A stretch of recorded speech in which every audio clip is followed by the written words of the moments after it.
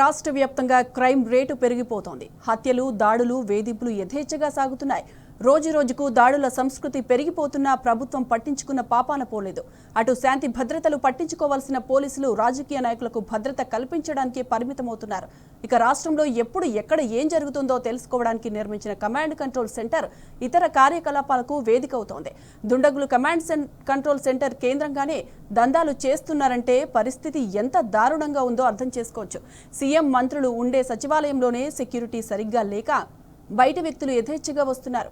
అటు హైదరాబాద్లో కనీసం ట్రాఫిక్ కు పట్టించుకునేవారు లేకుండా పోయారు. లక్షలకు పైగా ఉన్న సీసీ కెమెరాల్లో సగానికి పైగా పనిచేయడం లేదంటే ప్రభుత్వ ఉదాసీనత అర్థం చేసుకోవచ్చు.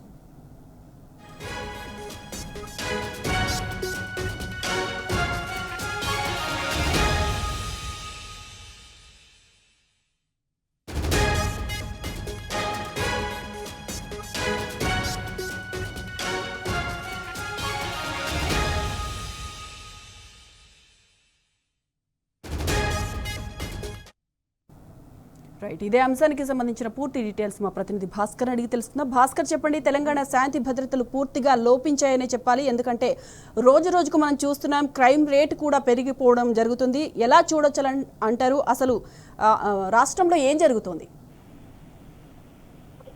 రాష్ట్ర వ్యాప్తంగా రోజు రోజుకు విచక్షణాపరమైనటువంటి దాడులు పెరిగిపోతా ఉన్నాయి. కనీసం పట్టించుకునేటువంటి పరిస్థితిలో పోలీసు వ్యవస్థ దాంట్లో ఇన్వాల్వ్ అయినటువంటి పరిస్థితి కనిపిస్తుంది. అసలు క్రైమ్ జరిగితే ఎక్కడ ఏం జరిగిందో కనిపెట్టాల్సినటువంటి కమాండ్ కంట్రోల్ సెంటర్ రాజకీయ సమావేశాలకు యథేచ్ఛగా దానికి ఆహ్వానం పంపుతున్నటువంటి పరిస్థితి కనిపిస్తోంది.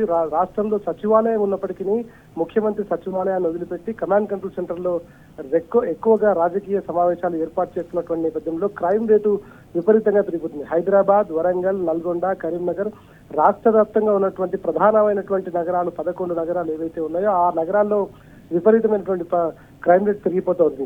మనుషులకు ఓపిక నశించినప్పటికీ కనీసం అవగాహన సదస్సులు పెట్టకపోవడం, ఉన్నటువంటి సీసీ కెమెరాలు పనిచేయకపోవడం, అంటే ప్లానెడ్ గా జరుగుతున్నటువంటి క్రైమ్ రేట్స్ ని కట్టడి చేయడంలో పోలీసులు విఫలమవుతున్నారు. కనీసం అనుకోకుండా జరుగుతున్నటువంటి ఆవేశపూరితంగా జరుగుతున్నటువంటి క్రైమ్ రేట్ ను కట్టడి చేయడంలో పోలీసులు అవగాహన సదస్సులు పెట్టడం కానీ దానికి సంబంధించినటువంటి వ్యవస్థను ముందుకు తీసుకెళ్లడం కానీ ఎక్కడా కూడా లేనటువంటి పరిస్థితి. అంటే ప్రధానంగా రాజకీయంగా పోలీసులు వాడబడుతున్నారు తప్ప వారిలో కోఆర్డినేషన్ లేదు అనేటువంటి చాలా స్పష్టంగా కనిపిస్తుంది.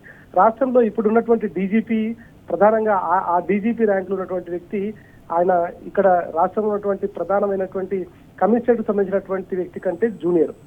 ఆయనకు హైదరాబాద్ పోలీస్ కమిషనర్ కు అవగాహన లేకపోవడం, ఇకపోతే ప్రధానంగా ఉన్నటువంటి 3 కమిషనర్ల పరిధిలో ఉన్నటువంటి వ్యక్తులు ఎవరికి వారే యమునా తీరుగా వివరించడం.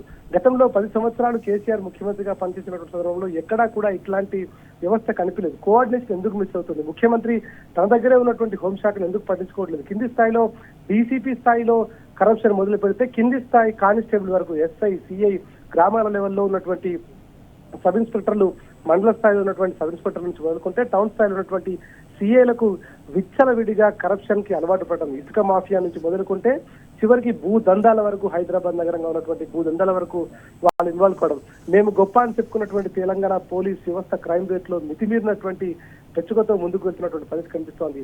రాష్ట్రంలో ఉన్నటువంటి పోలీస్ హెచ్ఓడి దీన్ని పట్టించుకోకపోవడం, ఎక్కడికక్కడ నిన్న భూపాలపల్లిలో జరిగినటువంటి న్యాయవాదికి సంబంధించినటువంటి మర్డర్ కేసులో దాన్ని రాజకీయ పులిచేటువంటి ప్రయత్నం చేశారు. దాంట్లో ఎక్కడా కూడా రాజకీయ రంగు లేదు అని తెలిసి తమకు బాకాలు చెప్పేటువంటి, తమకు డబ్బాలు కొట్టేటువంటి మీడియా ద్వారా ఎప్పటికప్పుడు రాష్ట్రంలో ఇదంతా కూడా ప్రతిపక్ష నేతలు చేపిస్తున్నారని చెప్తూ రాజకీయ కుట్ర పనే ప్రయత్నించారు. కానీ సాక్షాత్తు చనిపోయినటువంటి అక్యూజ్డ్ ఎవరైతే ఉన్నారో అక్యూజ్డ్ ఎవరైతే చనిపోయినటువంటి వ్యక్తున్నారో ఆ నిందితుడికి సంబంధించినటువంటి కుటుంబ సభ్యులు కంప్లైంట్ ఇచ్చారు, తమకు వేరే వాళ్ళతో భూత అగాధాలు ఉన్నాయని. చివరికి పోలీసుల ఇన్వెస్టిగేషన్ కూడా అదే బయటపడింది.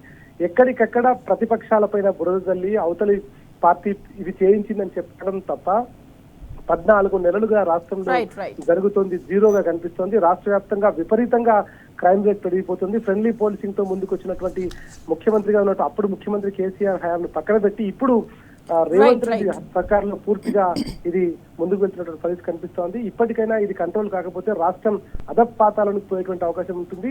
రాష్ట్రంలో ఉన్నటువంటి పోలీసులు ఇప్పటికైనా దీన్ని గ్రహించాలి.